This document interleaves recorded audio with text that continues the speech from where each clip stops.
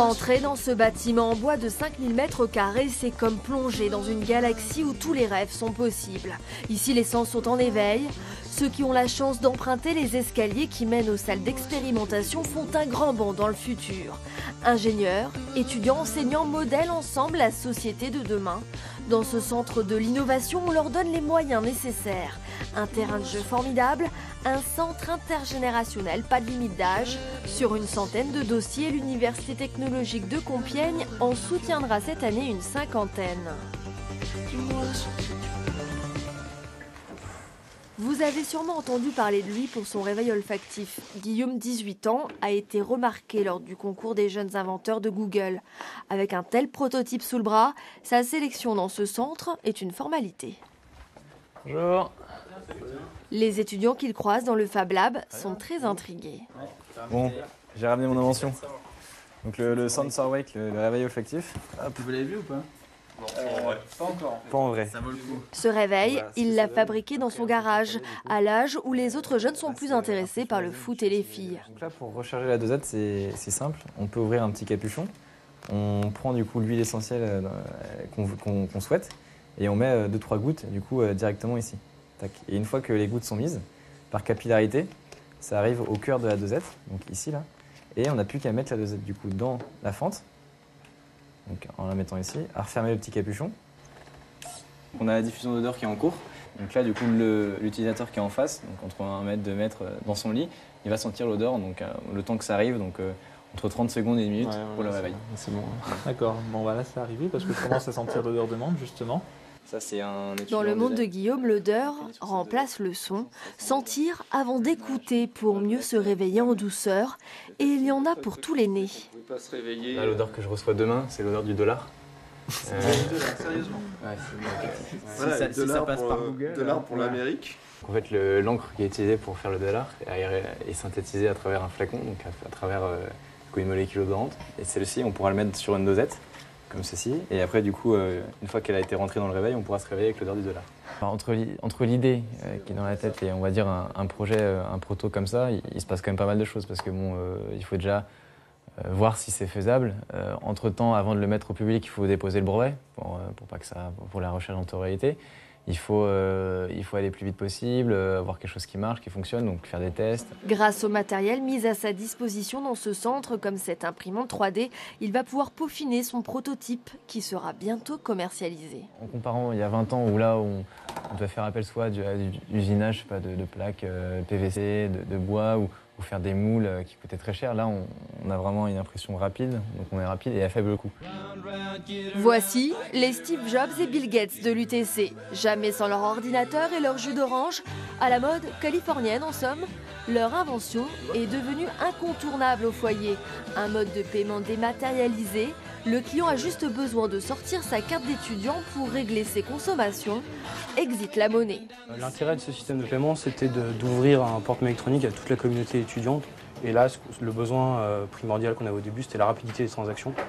On arrive à faire une transaction toutes les 2 secondes. Et c'est vraiment intéressant parce que quand il y a beaucoup d'étudiants, le soir, il faut que ça aille vite. Une affaire qui roule, à tel point que le duo a créé sa start-up. Des associations et surtout l'Institut La Salle à Beauvais ont opté pour ce système. Là, on a quelque chose d'intéressant, on a quelque chose qui se vend puisqu'on l'a déjà vendu à une école qui est juste à côté, qui est à Beauvais. Donc on est complètement impliqué dans le projet et c'est ça qui compte parce que tous les matins, on se lève pour travailler là-dessus. À 23 ans, Mathieu et Arthur ne comptent pas s'arrêter là. Alors, je ne vais pas vous dire tous les petits secrets qu'on prépare parce que c'est ce qui fera que notre start-up sera différente des autres. Mais là, on est en train de travailler sur des solutions où on est capable de détecter la présence des gens au bar avec le téléphone pour qu'on identifie les gens avec ça et que ce soit le téléphone qui serve de moyen de paiement. Autre ambiance, autre univers, celle de cette table et de cet écran, tactile et interactif. L'un de ses créateurs, ce doctorant franco-italien, se consacre au perfectionnement de ce modèle depuis 2 ans. Avec cette interface, de quoi faire des brainstorming. Chacun écrit ses idées sur des post-it virtuels et en un simple geste, les partage avec les autres. La réalité serait-elle en train de rattraper la fiction ? Si on pense au film Minority Report, on avait tout ce type d'interface tactile. Et maintenant, même pas 10 ans après, on voit que partout dans les maisons, il y a iPad, iPhone ou appareils similaires, on peut dire que vraiment ce type d'interaction, ça représente le futur. C'est le seul prototype au monde aussi avancé et prêt à conquérir le marché. On peut penser par exemple déjà à la protection civile, dans une situation de gestion de crise où il y a des cartes, où il y a plusieurs personnes sur le terrain. Aussi les militaires, parce que bon, c'est des autres types de contextes, mais il faut toujours de la planification sur le terrain.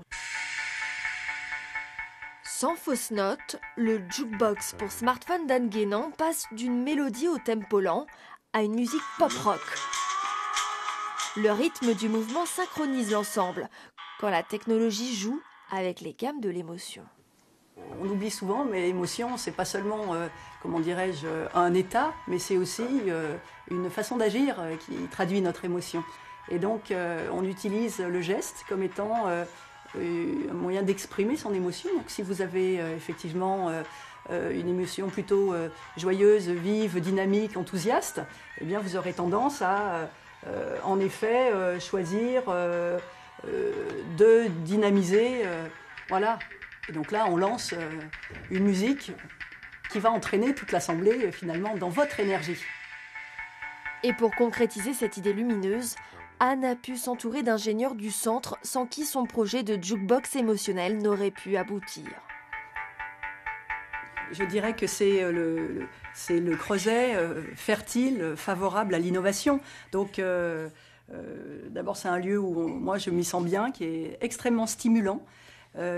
C'est en passant à travers, je dirais, ces espaces comme l'atelier de prototypage dans lequel nous sommes, à travers l'atelier d'électronique à côté ou le Fab Lab, qu'on est stimulé à la fois par des dispositifs qui sont fonctionnels ou de la technologie accessible. Vous l'aurez compris, pour faire partie des élus, mieux vaut avoir un cerveau bien rempli, une bonne confiance en soi et surtout, garder la tête sur les épaules. Génie ou pas, ces concepteurs talentueux ont leur avis sur la question. Pas besoin d'être un génie. Même si c'est une invention, après il y a l'invention et il y a tout ce qu'il y a autour. Plutôt entrepreneur parce qu'il faut faire appel à des différents partenaires et là on est plutôt dans l'entrepreneuriat que l'invention pure et dure. Je pense pas qu'il faut être un génie, il suffit d'avoir des idées et de les concrétiser. À l'UTC, on parle de génie informatique, génie mécanique, génie des systèmes mécaniques par exemple. Bien sûr, on a plein de génies à l'UTC. Une pépinière d'inventeurs donc, dans laquelle le quotidien de demain se construit petit à petit.